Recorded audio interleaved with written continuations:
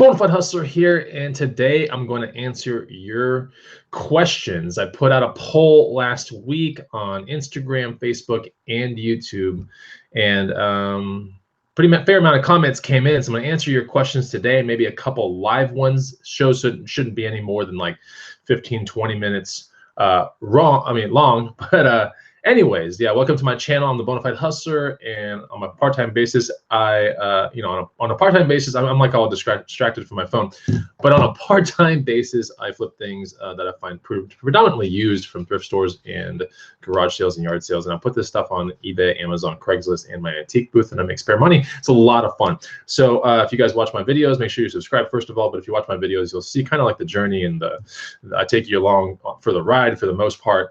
And yeah, it's a lot of fun. But I did do a open question kind of thing last week, a poll, and people put their questions in here. Now, I won't be able to answer all of them because some of them are, like super, like, oh, how much do you make? Like everything, like, what's your social security number? Like, no. But I will answer a majority of the questions and some of the ones in the feed today. Okay, so I'm going to start with Facebook right here. So if you see a poll on Facebook, or if you see a poll on YouTube, or a question kind of thing, make sure you put your questions there. And once a week, I'll try to do this kind of show if we like it.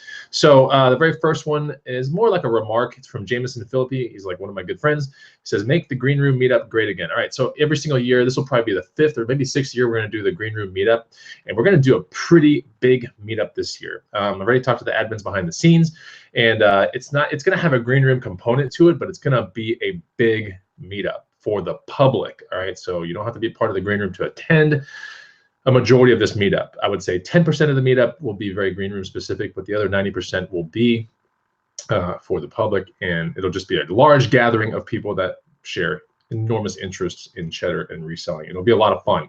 I don't know which month I'm going to pick, but it's probably going to be either May or June. So that's what we know so far, and it's going to be in Austin, Texas, and it's going to be awesome. The next question is from Curtis. There's a two-part question. The first question I won't answer, but the next question is, are you doing better off doing this full-time compared to working a real job? So I guess if you're implying a real job being a 9 to 5 and making on average, let's say, I don't know what the nationwide average is right now, it's probably closer to 47, maybe 50 grand, I guess, then yes, absolutely making more than that. And am I better off? Mentally, I'm better off. The freedom I get from doing what I do is unbelievable. And I just don't see how I could ever go back. But that's just me. I had a really good job before, but I think that's one of the questions that's coming down as well. So I'll answer that when that comes around. But that was from Curtis, so thank you so much. Next one, Patricia D. Knott says, what percent of your business is Amazon? I would say a very small percentage of my business is Amazon, somewhere between 10 and 15%. Andy Bayer says, this is all from Facebook, and then we'll get to the YouTube ones. Correct me if I'm wrong, but I believe you got Rakin Profit going on his fitness journey. I did. Rakin has really put on the muscle. Who would win in an arm wrestling match between him and you? More than likely me, with a no haha joking kind of thing behind it. He's a strong guy, but I think I am stronger. So anyways, but he is in incredible shape. I've watched his journey. I've watched his transformation, I've seen it. He's been to Austin many times, and he's a fantastic individual who has a lot of stamina, and he's just a really driven guy. So anyways, but yeah, I will absolutely crush him in an arm wrestling competition. But that really doesn't matter. Okay, so Jeno Montoya says, do all you need in life is some cool waves and some tasty buds or reselling? I need all of that. So I need some cool waves. I need some tasty buds. I guess that means beer. I need some tasty food too, and then I definitely like reselling. Those are like the main things I like in my life, are active-based things, good food, good healthy food, and reselling. So yeah, absolutely. I think if my life was to boil down to 3 pretty basic things, I think those would be the 3 basic things. Brad Kessler, what do you do with luggage or bags that have a combo lock or a key lock and you don't have the key or combo? Okay, so if it's one of those rolling type of 3-digit looking things, there's only really 999 possibilities. So when you're bored at home, my brother's really good at this, and he can actually sometimes hear it. He listens to it and kind of feels where the code might be, and he can actually unlock a triple-digit combination briefcase or bike lock or anything like that pretty quickly just by touch and the auditory response, I guess. But when I find one that's locked and I absolutely want the briefcase, or I want the bike lock, or whatever it is, or the bike lock is around a bike that I want to sell, then I do the kind of like the same thing, except it takes me way longer to do it. But there's only 999 possibilities, and so maybe when I'm watching TV at night or something like that, I might be messing with it and start at 001 all the way up to 999. And you'd be surprised how quick you can actually rifle through that. And then you'd be surprised a lot of times how much you can feel where the actual notches in combination really is. So it's kind of a combination between rolling the thing and always trying to unlock it with the other finger continuously, over and over and over, and eventually you can get it. I usually never have to go from 1 to 999. But if it's something that has two combination kind of things, or something with a key lock combo, and I don't find the key, I usually don't buy the item. Okay, how do you end listings on multiple platforms? This is from Justin Spellman. How do you end listings on multiple platforms? I'm nervous and I would be double selling and have to cancel an order. Okay, so this is a really good question. If you watch my videos, you see that I sell on eBay, but I also sell things locally, and many times the local things are triple listed, meaning they're listed on Facebook Marketplace, Craigslist, and on eBay. So I pay very close attention to what I sell locally. If I even have a remote kind of feeling that someone's en route and coming, or someone's going to come this evening, or someone's already en route to come get the item, I already terminate it from eBay. And once someone picks it up, then I really terminate it from eBay all the way through. Like I terminate the listing, right? And I end it. There's 4 different things that you can select on eBay when you end the listing, and then you still have to delete it from your unsolds, because the next time you go to relist everything, it's just going to pop back up and screw you up. So I should emphasize that if you are going to remove something from eBay, make sure you remove it, not just end the listing. So, and that's got me in trouble a couple times, but it's nothing like super crazy. You learn your lessons that way. So yeah, this part of this question, I'm nervous and I would have to double sell or cancel an order. That's happened to me, and it doesn't happen to me anymore because it's a crappy feeling, and it was just my fault on not terminating the listing through eBay. But there are no real things on eBay saying you cannot double list or whatever. So yeah, I just pay close attention to what sells locally. So as soon as something sells locally, I am automatically like terminating things beforehand. Or if there's even the remote chance that I'm going to sell the thing, I'm terminating things way early. Okay, this is from Brandon Morton. If we as a country were to have a recession, I hope you guys can hear me. Gosh, I haven't even checked out the audio. Hopefully it's all good. Let me actually shout out a couple people, then I'll get to this question real quick. It's good to see everybody here. We have Matt in the house, Heather in the house, Fabiola, Thrifty Christie. We have Arkham Vintage, a lot of people here, Halloween props and costumes. Tons of people. Chris is in the house, Henry S, Grandma Cheap Cheap. Hey, what's up? Good to see everybody. VW Life, Jonathan Rivera. We have a lot of cool people in the feed here. So hopefully you guys can hear me. And I do have 2 awesome videos that are backlogged that are ready for upload that maybe tomorrow. If you guys are good today, maybe I'll launch one today, but we'll see. Yeah, I've been doing a lot of editing lately. Cool. Okay. All right, so from Brandon Morton, this is a really cool question. If we as a country were to have a recession in the near future, do you think that will affect the reselling market? Or do you think more people will come to the online markets to get things at a better price than they could in a brick and mortar store? Okay, so the very first thing, like when a recession such as the one that happened in 2008, 2009 happened, brick and mortar really, that kind of showed a glimpse of the future of brick and mortar, which was, being lean was totally in. Companies were getting leaner. They were cutting divisions off and stuff like that because it was something that was very unprecedented. Having an amazing, time, and then all of a sudden the housing market just crashes the entire stock market, and everyone's firing everybody.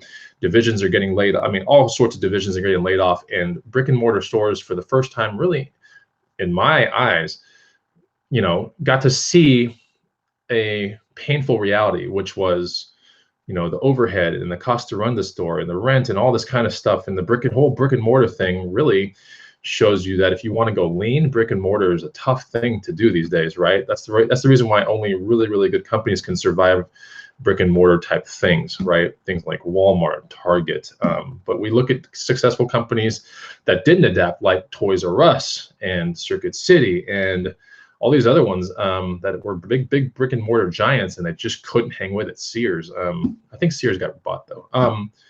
So to answer this question, do you think that this will affect the reselling market? First of all, when tough times hit, people don't buy full price things anymore. They start trading down. It's called trading down. It's an economic term, but people, instead of, let's say, getting Lucky Charms cereal, you'll instead get the generic cereal that's oats and has marshmallows in it, and it comes in the bags, right? You start trading down because you don't want your life to change too much, but you also realize that, you know, scary times are ahead, so you kind of have to like guard your money close. So that's what trading down means. And do I think more people will come to the online reselling market and stuff like that? I think people are going to try reselling in a time like that because obviously jobs get laid off. But more people, because of the trade down, instead of buying new goods, are going to go to eBay and places like Amazon and you know, other random places like Depop and Craigslist, Facebook Marketplace, Let Go. They're all going to find their goods through there. So yeah, that's what I think. And it's not that I think that's going to happen. That clearly happens when a recession comes. People trade down all the time. It's proven, and you can see it. So, all right, Jen Moore, what are you doing with your hair? As far as I know, it's sitting on my head, and it's here, you know. But she says, like, what are you doing with your hair? Are you going to cut it? Are you going to keep it long?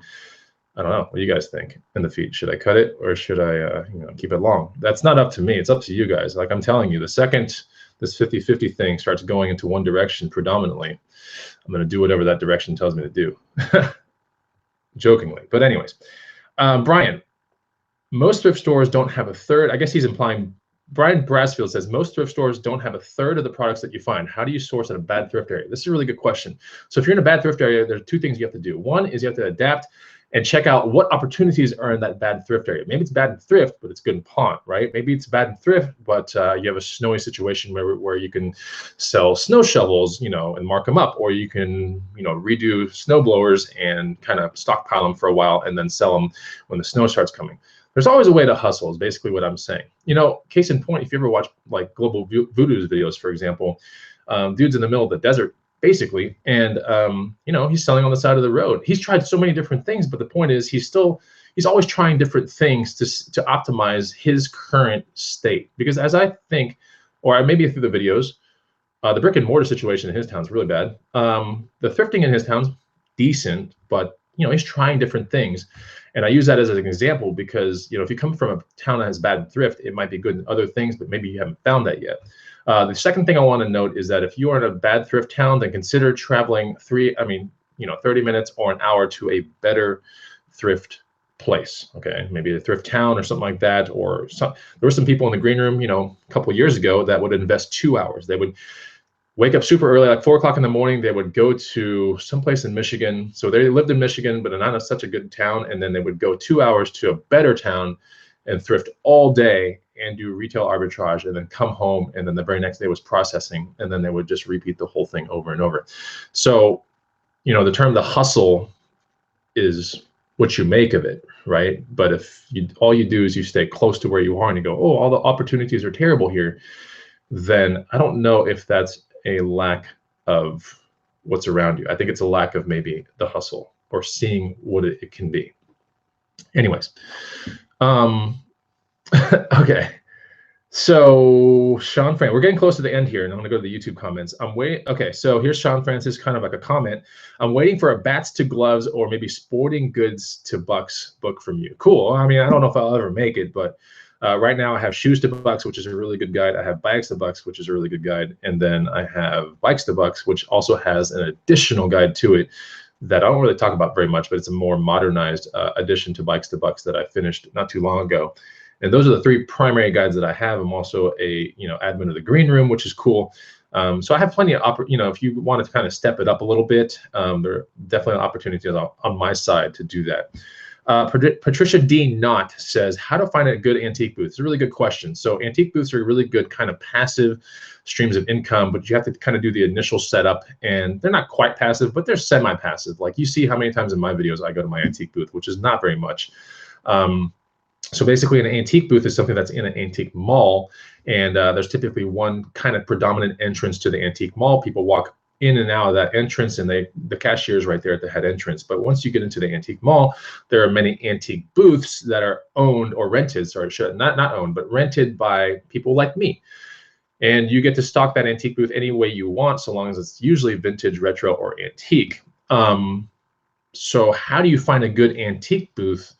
My answer to that is you have to survey. It's kind of like when you want to buy a good car, you still have to go test drive different cars, right? You don't just pop on the first one that you see. So you go to different antique malls and you see, you know, how busy it is, right? That's the most important thing, is how much traffic is coming in and out of the store. The second most important thing is to decode that traffic. Is it a bunch of old people, right? Or is it a bunch of, like, you know, new folk, right?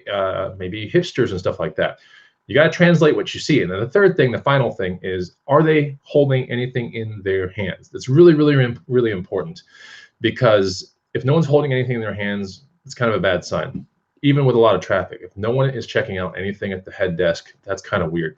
It goes back to a Peter Lynch principle. He was a fund manager at Magellan, which was under Fidelity, I want to say. Really popular fund manager back in the day, like 20 years ago, maybe 30 years ago. But Peter Lynch, I mean, he's like all accredited. He's in a bunch of books. He has his own books. And one of his main things was, like, he invested in companies. He would just go to a mall, for example, right? And he would look at the stores that have the most amount of people in it with the most amount of things in their hands, and he would invest in those companies, or at least it would give him a gateway of which companies he wanted to start looking more into their P&L and all that kind of stuff. And then from there, he made investment decisions. But he would, you know, if he saw, you know, one of the things in a majority of his publications is Williams-Sonoma, right? Like, he would go to the mall and he would look at shoe stores and he would look at, you know, all kinds of different stores. But he noticed, like, Williams-Sonoma had a ton of people always in it, like always in it. So of course he put Williams-Sonoma over time into his fund, and it was performing very, very well. He was able to outpace the market returns and all this kind of stuff because of a very, very simple principle, which I think you should apply as well. If you're looking for an antique booth, try to find a mall that has a lot of people walking in and out of it, a lot of good people that have stuff in their hands that they're buying. Okay. All right, so here's one thing. Lee, here's a comment from Lee, and hopefully you guys are liking this. You know, if this Q&A thing is good, then make sure you hit the like button. Make sure you put a comment below, maybe after the show. We'll try to do this once a week. This is from Lee Shubay, who's one of my friends. We talk behind the scenes sometimes. Let's say you've been in the game a while for reselling, which I have, but you find yourself doing far too much, which I do. Maybe you do private label, dropshift, thrifting, retail arbitrage, you run a flea market, and more. What's your advice to scale down and focus on just a category or two to simplify things and stay hyper-focused? This is really the problem with life today, is that there's so many opportunities to make money, all right? And it really comes down to, because, you know, there's so much stuff out there on YouTube and Instagram saying, like, this is better, like, that's better, like, private label this and dropship that. And there's just like a bazillion different ways that, and they all sound really good, right? You just have to really hone in on what makes you happy and what's reasonable based upon your financial decision, but reasonable based upon your financial situation and time commitment, okay? So really, really, really important to do something that you're happy with, that pays well, versus what you're putting in that you can run, okay? So there you go, happiness. There's the time situation, right? Because if you don't have time to do any of these things, then you're just going to do marginally well in everything. But if you want to do really good in something, you have to commit a lot of time to it.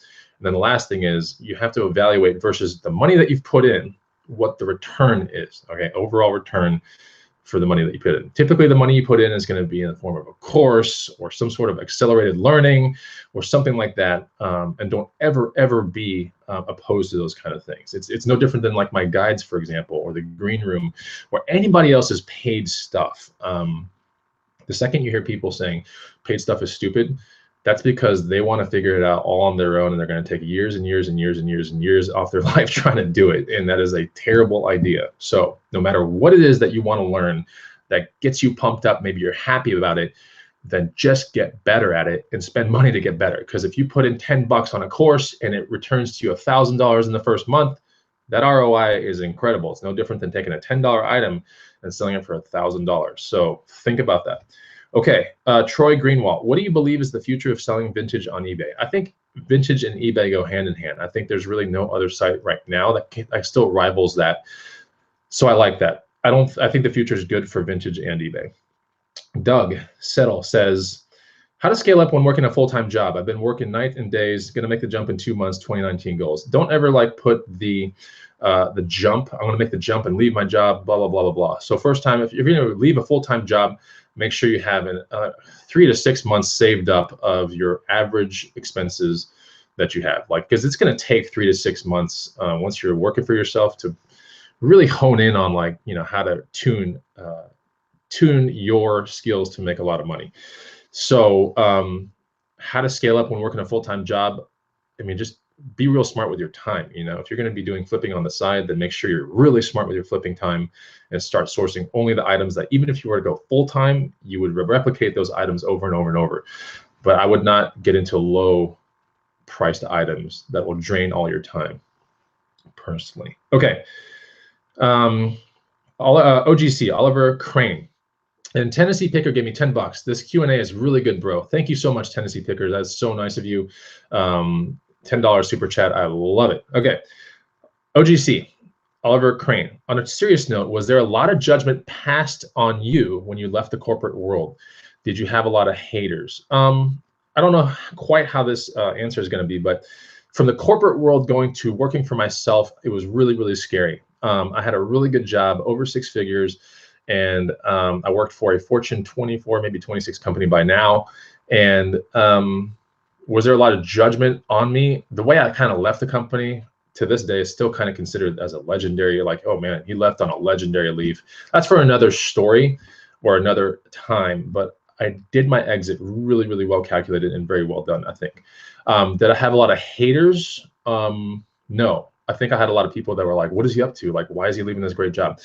Then when I became working for myself, my greatest haters became the people closest to me, including, and mainly I say that, and it was my parents, because they're just, you know, they come from the old school mentality of you have to work 9 to 5 and all that kind of stuff and put in a lot of hard work, and that's fine. But I think in today's age, with the digital stuff that we have and all this and the amount of people you can reach with like simple things like YouTube and Instagram, I don't think there's any real reason to not try your biggest dreams ever in this world, right? Because almost everything can be run off what you're seeing right here, a camera and a laptop. I mean, you can make so much stuff happen with just this. Whereas 20 years ago, you know, being in a cubicle with a phone attached to your head was kind of like the way to make big money. And like investment bankers, like all these kind of things, like, oh man, you have an investment, you're an investment banker, you must be making a ton of money. Like now it's like, oh, you're an entrepreneur, what do you do? And you must be making a ton of money. So like that's kind of, things have shifted quite a bit. Do I have a lot of haters now? No, my parents really do, I think, love me for who I am now. And they see that this makes me really happy. And so I don't think they're hating on me as much as they did in the very beginning. But there was, you know, a solid amount of years my mom would always ask me like, huh, you know, maybe you should think about going back to your job. Maybe you should think about going back to your job. You ever thought about going back to your job? Oh, by the way, you should go back to your job. Like it was just basically really weird. So I say that now kind of funny because, you know, I did what I wanted to do and it paid off pretty well. But it was very uncomfortable back then to keep trying to convince them like I'm happy now. Like that's the most important thing. Like they were just thinking money and security makes people happy. For me, I'm just like happy is just a feeling inside. So I know what that feels like, but no one else might not feel that. Okay, here we go. Here's a kind of a personal question. Nanner Brandon Haddock says, how much money do you have to personally have to clear weekly to make what you do worth it? All right, so my fixed costs are somewhere between $2,400 and $2,500. That's as much as I got right now. I've done that calculation like a year ago and nothing has really changed. In fact, maybe I have less to pay now. But anyways, that's right around like, you know, that's my fixed costs. I think everyone should know their fixed costs. And it's really, really important. I make well over my fixed costs, so that's good. But yeah, I don't know about weekly. I have to make this weekly. Like, no, I just try to do the best that I can with what I have. And yeah, I evaluate myself maybe weekly and I go, okay, how did last week go? Did I procrastinate a lot? Did I not? What worked, what didn't? And then I kind of redo it. So Kevin Locke, what was your corporate job before hustling? I was a territory consultant for Philip Morris or Altria. That was one of the big corporate jobs. That was like almost a 9-year stint right there. After that, I became a day trader. And after that, I became an insurance owner kind of thing for Farmers Insurance, but I hated that one. So anyways, next question, Alex Trevino. What steps do you take when an item takes longer than expected to sell? I don't try to get wrapped up too much into buying crappy items that take forever to sell. So as long as I'm not heavily invested into an item, like if an item takes 6 months or a year to sell, I mean, that's just what happens. But what steps do I take when an item takes longer and expected to resell? There's certain things like right now, like winter clothing, winter gear is something that is on my mind all the time when I'm relisting things or changing prices. I take those steps immediately now because this is a very tight window, you know, from now till maybe the end of February. People are going to be looking for snowboard jackets, jeans, snowboards, bindings, winter related things, skis, snowboard helmets. And if I don't have that stuff purged out by then yeah, that's going to sit for another year in my store. So I have to be real careful with that. But I don't really take any crazy steps besides actually lowering my prices nearly every single time I relist by like $3, $5, things like that. And that's what I do as a general blanketed sense when I do big relists on eBay. All right, I'm going to go into, trying to keep this really brief and succinct. I'm going to go into YouTube right now. I posted this the other day, which was on my feed saying Bonafide Hustler Q&A coming soon. And there's some Q&A, there's some questions in here. Okay. And I see a lot of you guys talking right here. It's crazy. Here's one question from Jonathan Rivera. Pork ribs or beef ribs? It just depends. Like baby back ribs are awesome. Beef ribs, if done right, are amazing. I'll show you guys in one video the best beef ribs in town. I'll bring you guys there. You're going to freaking flip out when you see this thing. But I generally like pork ribs a little bit better because a lot of people mess up beef ribs. It's really easy to. Okay, KP from YouTube.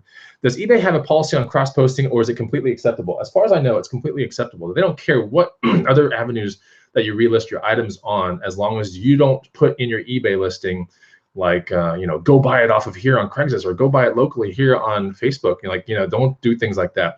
But there's no real policy on cross-posting as I know right now. So it's completely acceptable. It just takes a little bit more management on your time to make sure that you know what's selling and to remove the listings from vice versa.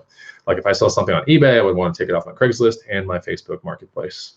Right now I have somewhere between 58 and maybe 64 items on Craigslist, 58, 64 items on Facebook marketplace. And then I have, I don't even know, 160 something on eBay, something like that. So that's what I have. Liptis, why don't I ever really sell toys? So you go into the toy section, it's really tough because I try to buy items that I can get pretty high returns on. So usually $50 or more, that's like what I really want to focus on. So when you go to the toy section, it's really tough to find that in the toy section. You know, if you go into a jacket section or a shoe section or a bag section, it's a little bit easier. I stress it. It's not even a little bit easier. It's a lot bit easier. So, but if you go into the toy section, it's so much harder to do. Even harder in the plush toys section. So why do I never really sell toys? Is because I hold out hardcore for those perfect toys, and they're typically radio controlled stuff when it comes down to it. Okay. What do we have here? Flippin' Toby Land says, would you recommend consignment store booth selling? Is it profitable enough for the time involved? Okay, so consignment booth selling I don't do, but here's something that you should look forward in your town. Maybe look at it. It's called Play It Again Sports. You should go check it out because you can put anything you want there. It's consignment based, or they just give you money right there on the spot for whatever you bring in.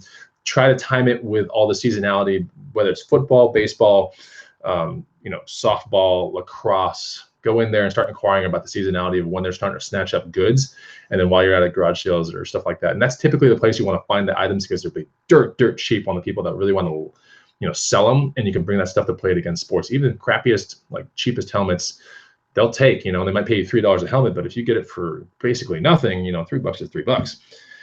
But take a look at Play It Again Sports. Pretty cool. When will eMoney do his own show? I don't know. That's from Green Giant 311 off of YouTube. I don't know the answer to that question. Ackley McLeod says, what happened to the thrift battles? They're very time consuming to organize and get everything right. And then it's highly dependent on the other person's camera and the contestants' cameras and audios. And it gets really, really hard when it comes to prep. So I'm going to try to continue it, but it's hard to do. Here we go. I don't want to answer that one. Evan Salvison, do you go to garage sales that start on a Friday during your Saturday garage sale stops? No, I don't. And that's a really good question because typically if they're really good, I'll go on a Friday.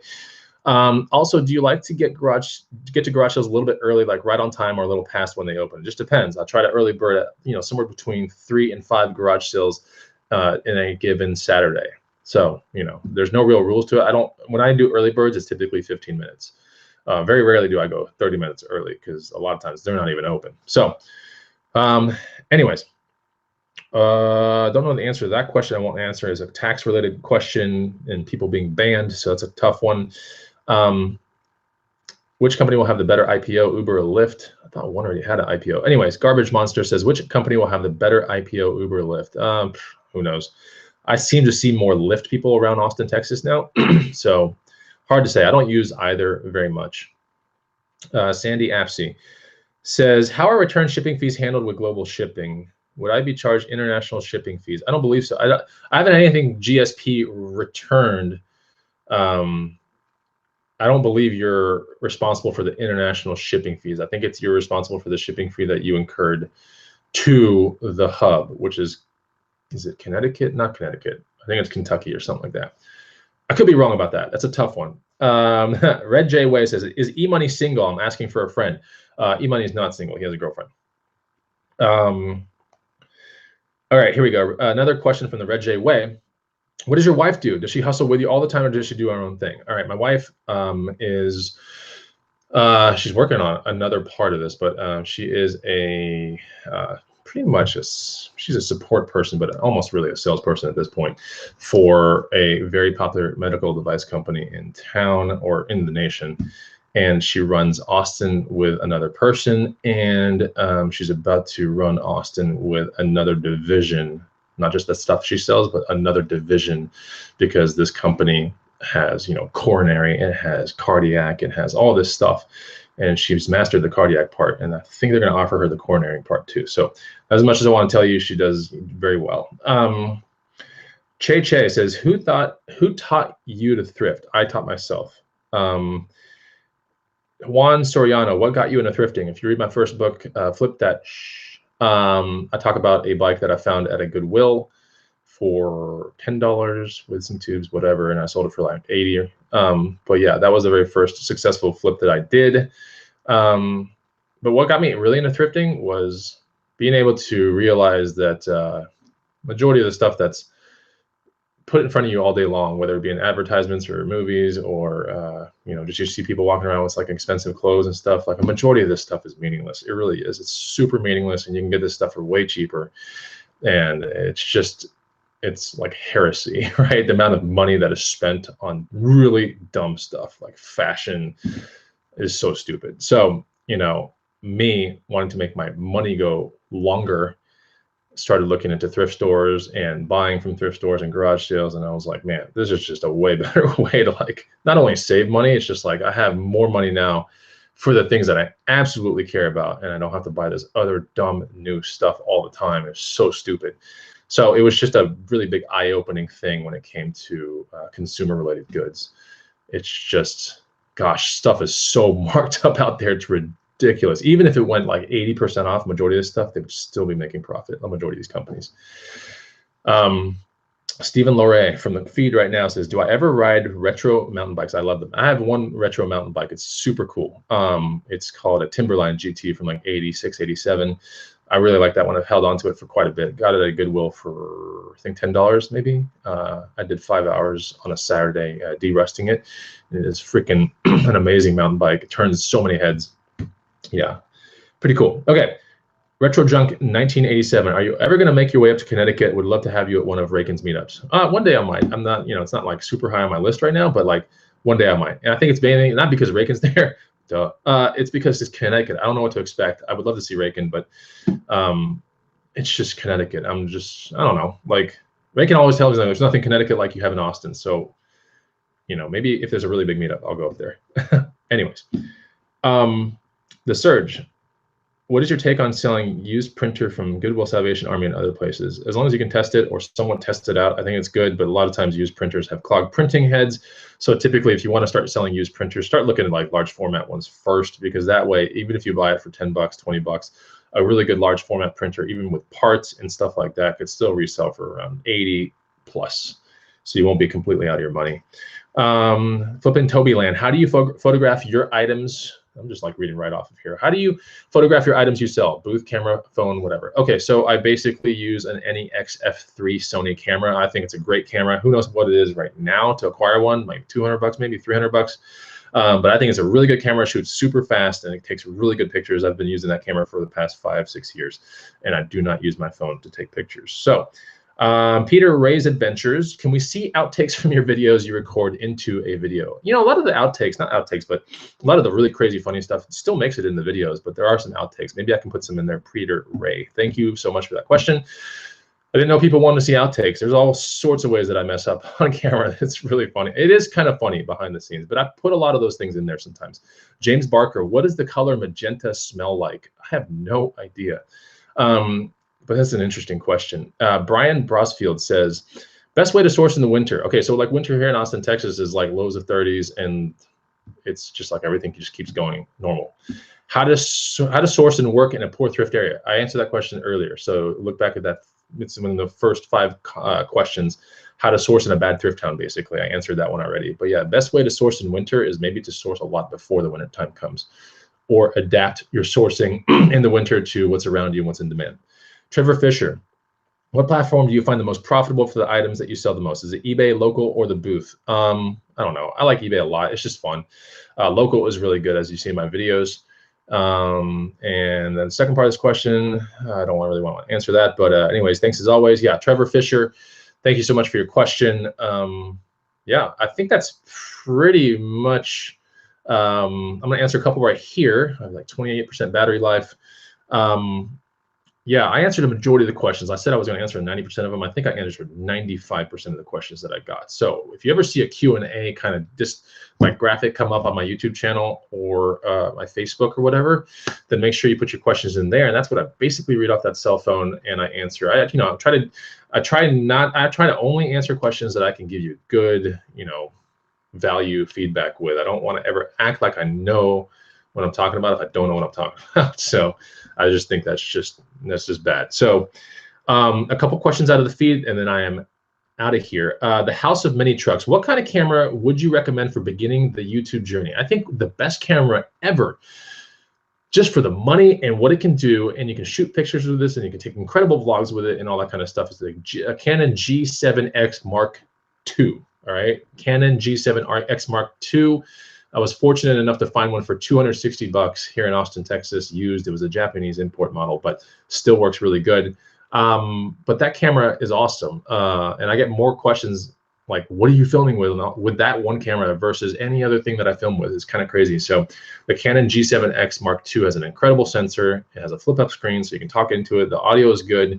It's what we use for majority of the garage sale ride-alongs and stuff like that. I don't really think there's any other. I mean, some people will say like the Sony RX4 Mark V, whatever. It's like a Sony version of it. I just think that the market really, with vloggers, they love the Canon G7X. If you pay attention to what people are holding in the back of their videos and stuff, I watch tons of different vlogs. The Canon G7X Mark II is predominantly the one that everyone buys. So just kind of a heads up. Okay, we have G Jasso. Hey Chris, I sourced some of the like new harness Fry biker boots. Are they really any good? Yeah, Fry biker boots are awesome. If they have the little like brass circle thing on it, yeah, those are great. Yeah, Fry anything is really good. Their purses, their bags, their shoes are awesome. Matt Jackson says a really good camera is a GoPro 7 Black. It is really good. I've used it only for active-based things. That was the camera that was predominantly used in my mountain biking Arkansas vlogs. That was the first time where I started using it. I like it a lot. I don't know how it is for vlogging and stuff like that. The other camera I'm going to start using soon. I'll just show you guys both of these. Here's the Canon G7X Mark II sitting right here. So it's going to look like that. It says G7X. The Mark I also says G7X in the corner, so be real careful. The Mark II G7X has a kind of grip thing right on the side. That's how you tell the difference between the two. So this is the better one to get. Flip up screen, and you can do a lot of vlogging with this. This is the main camera I use for my videos that are Saturday garage sale ones. Don't know if I have the other camera on me, but I use a much smaller camera when I do Wednesday garage sales or Tuesday through Thursday thrift stores. Sorry, I use a different camera, and then we're going to start adapting into this one, which is an Osmo Pocket right here. And this one is the next camera that I'm going to be testing with. It's a gimbal camera. So it does a lot of weird stuff. But yeah, you can do active stuff and you can do vlogging stuff with this one. So that is the next camera I'll be using a whole lot of. That was more or less a birthday gift from my brother. So we're using that a bunch too. Any plan on bringing those cool interviews back to the green room? We can. So Hector Alpewing, this is a question. Yeah, we used to do like awesome interviews with people. We can. I mean, a lot of the interviews are done on Raken's channel these days, but I might be able to do that. Johnson, this is the last one I'm going to answer right quick. Do you feel like Austin, Texas is growing at a rapid pace? Absolutely. I mean, anybody that denies that is, wow. It's absolutely growing at a rapid pace, which could bring, do you think this will bring more goodwills to the area? Yeah, absolutely. I mean, with the amount of people coming in here with disposable income, thrift stores come, everything comes, like convenience stores, like businesses, CrossFit gyms, like just all kinds of crazy, everything business will be here. That's just how it is. A couple more questions. There's some good ones here. Your favorite thrifting YouTubers? I don't watch too many thrifting channels, so I'll just go in between randoms. I'll just say who I have watched maybe in the past too much, even if it's a one video. Garage Flips Lonnie, couple of Margaret's videos, Steve Raken, Global Voodoo, I've watched one of his, maybe two of his. Yeah, I'm trying to think if there's any other, if I can see that them pop up. Thrifters Anonymous, I want to say it's a 2-girl kind of thing. And then I think that might be it. I just don't watch too many. Oh yeah, OGC, Oliver Crane's channel. He's part of the green room, but OGC's channel is pretty cool. And then there's one more. I think there's one more somewhere in there. I can't remember. Did I say Rally Roots? Anyways, if I didn't say Rally Roots, there you go. Rally Roots. Okay, and then the last question. OGC, have you given any more thought on VAs? We use a VA in the green room, and she's good. She's been doing this for over a year now. And VAs are real good. I might actually pull her into my personal business because she's very dependable. She's awesome. She does good work. In my personal business, on the other side of it, let's say like the workout side of it and the Strella side of it, you know, then I might be bringing her in to help with content creation or content management. After I create the content, she would manage it and the dispersion of it into Instagram, like all these different things. So I'm trying to figure out like how that's going to work first because yeah, it's a pretty big ordeal. So that's like the main thing I'm going to be working on this year, like the main big thing behind the scenes. But anyways, yeah, I'll have to have a VA for that at some point. The only problem with the VA, this is the thing, is like if you use them for the wrong reasons, you can lose touch with your audience pretty quick. So you have to be real careful because sometimes you can have a VA do anything, and so sometimes people will use VAs to do other things. I don't know. They're just different things. And so as long as the VA, I think, does things that is boring minutia type stuff, like posting on Instagram, you know, like a VA can do that. You don't have to do that. Paying bills, for example, things like that, or finding, let's say, people that you can interview, like VAs can do that. That's pretty good. So when they act as if they are you, that's where it's kind of weird. So you have to be real careful with that. So, but yeah, they can do anything, and they're good, and they're cheap, so that's good. And if you find a really good one, you should keep them forever because it's hard to find a good VA, extremely hard. Okay, so that's pretty much it. When is the next big meetup from Rhythm J? Okay, so sometime in April, I'll be back in Bentonville, Arkansas. Sometime in May or June, there'll be a humongous thrifting meetup here in Austin, Texas. Sometime in August, there should be a San Diego meetup. And then some part of, let's say, December will be a Charlotte meetup. So that's what I have planned so far. And I'm pretty sure there's going to be 2 more things somewhere in there, random things. So just a heads up. But yeah, that's pretty much the show. I hope you enjoyed it. And please give me more questions so I can answer them for you if I can. And you'll be seeing those Q&A kind of graphics all over the place for next week's Q&A show. Thanks for tuning in, guys. Thanks for watching my videos. And yeah, thanks for just being really good supporters of my channel. I cherish all you guys out there and gals. And if there's any way that I can help you guys out, you know, outside of the channel, I'll try hardest to do that kind of stuff. But till then, I'll see you on the next Bonafide Hustler Q&A. Take it easy. Goodbye.